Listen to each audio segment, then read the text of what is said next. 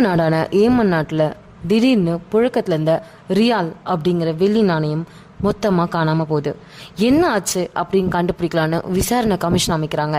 அந்த விசாரணையில தான் தெரியுது, ஒரு இந்திய இளைஞன் அந்த வெள்ளி நாணயங்களை உருக்கி விற்று பணம் சம்பாதிக்கிறாரு அப்படின்னு.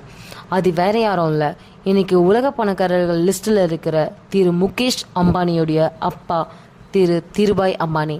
இவர் குஜராத் மாநிலத்தில் ஜோர்வாட் அப்படிங்கிற இடத்துல 1932 பிறக்கிறாரு.